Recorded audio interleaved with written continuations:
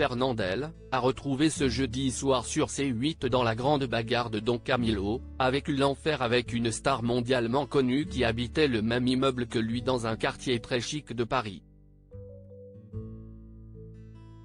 Fernandel, inoubliable interprète de Don Camilo, qui est d'ailleurs à retrouver ce jeudi soir à 21h20 sur C8 dans le troisième volet de cette saga culte, a habité au 44 avenue Foch, dans le 6e arrondissement de Paris. L'un des quartiers les plus chics de la capitale. Problème, à peine le papa de Franck, mort en 2011, avait posé ses valises dans son sublime appartement sur 2 niveaux et tout en marbre qu'il a été dérangé par une voisine très bruyante, qui n'était autre que l'immense Maria Callas. La cantatrice qui vivait à ce moment-là une relation compliquée avec Aristote Onassis, rencontré en juillet 1959 pendant une croisière sur son yacht.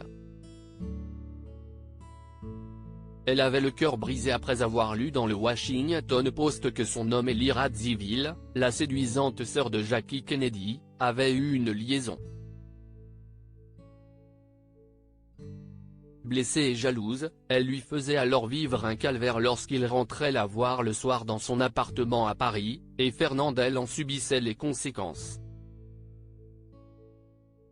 Il était réveillé au beau milieu de la nuit par des cris, des injures et les objets que se lançaient à la figure les deux amants qui avaient tous les deux le sang chaud, comme beaucoup de Grecs, expliquait Eve Ruggieri sur Radio Classique. Un soir, si est-il la goutte de trop pour Fernandel, qui décide d'appeler la police après s'être brusquement aperçu qu'Aristote Onassis a défoncé la grille de l'immeuble, note de la rédaction, avec sa Rolls, car Maria Callas ne voulait pas le laisser rentrer, poursuivait Eve Ruggieri. L'acteur a également subi les entraînements vocaux de la diva, notamment en mai 1964 lorsque cette dernière s'apprête à retourner sur scène après 4 ans d'absence.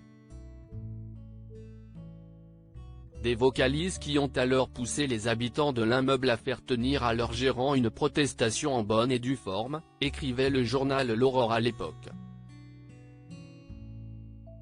Une plainte à laquelle a donc bien entendu également participé Fernandel mais qui n'a rien donné. À tel point que Maria Callas a continué à le déranger lui et ses autres voisins, notamment en faisant venir chez elle des invités mal élevés. Ces derniers n'hésitaient pas à se balader en pleine nuit dans les couloirs de l'immeuble, rapportaient nos confrères de Public. Un tapage nocturne qui rendra complètement fou Fernandel. Elle commence à me taper sur les nerfs, déclara-t-il un soir, lui qui décédera finalement en 1970 d'un cancer dont il n'était même pas au courant. Sa famille avait choisi de lui cacher la vérité jusqu'à son dernier souffle.